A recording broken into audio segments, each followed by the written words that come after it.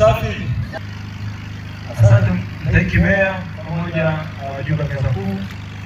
Nipo hapa kwa ajili ya kutoa ufafanuzi kwa barabara za kata Lilambo ambazo zilizotengenezwa na mwezi ujao.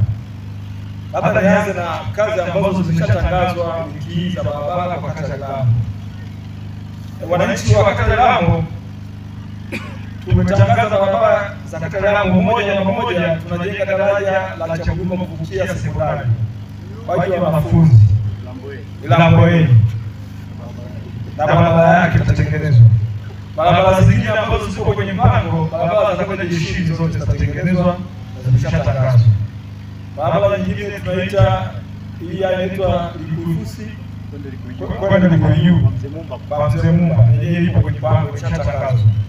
Barabara ya Mamua Lowasi tayari iko kwenye mpango, imeshatangazwa. Na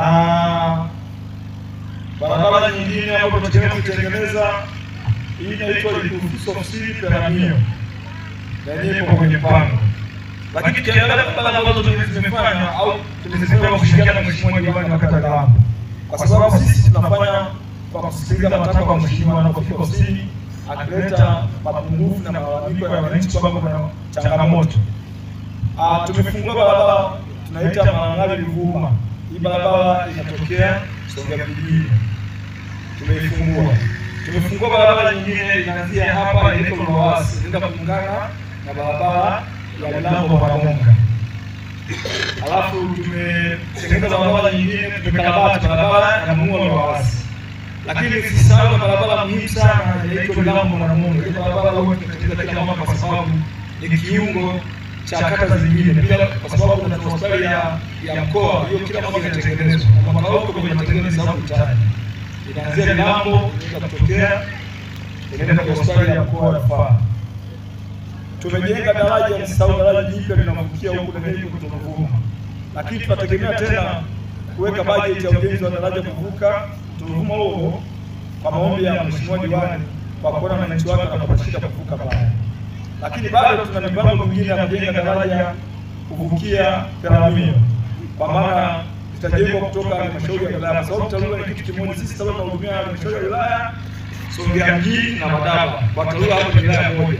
Kwa hiyo tumeshawasiliana wenzetu na Mheshimiwa kule halmashauri ya wilaya, tutaweka daraja ili iwe rahisi watu hapo kwenda Peramio usizunguke hivi, wanavuka moja kwa moja. Kwa hiyo kwa haya ndio nasema tunatekeleza kama TARURA wilaya Songea na mengine mengi tunaendelea kutekeleza, tunashirikiana na Mheshimiwa Diwani. Kwa hiyo tuna imani wananchi wa Lilambo mtaendelea kumwamini Mheshimiwa Yoko ili aendelee kufungua barabara, kwa sababu sisi tunashirikiana. Lakini ninapoongea hapa hanipa orodha za barabara kwa ridhaa yake au za wananchi, naomba nizisome, zinahitajika ziingie kwenye mfumo, kwa sababu sisi tuna mfumo wa barabara.